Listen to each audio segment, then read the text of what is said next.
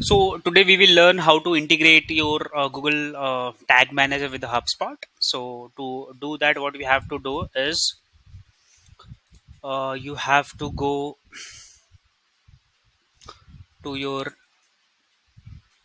Tag Manager, then have to click on this Add a new tag, and then just click on this custom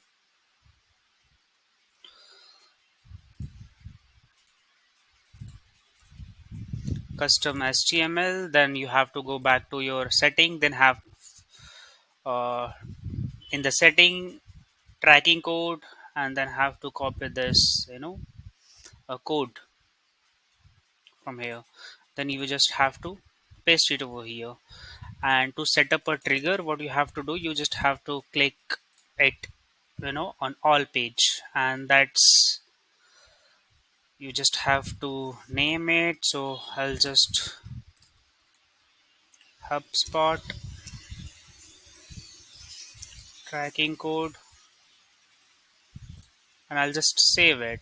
And just to preview it, to test, let's say if it's working or not, we just have to preview it. You can enter the domain over here and then click. So in my case, I know this is working perfectly fine, so I just go ahead and publish it. That's all what you have to do. Thank you.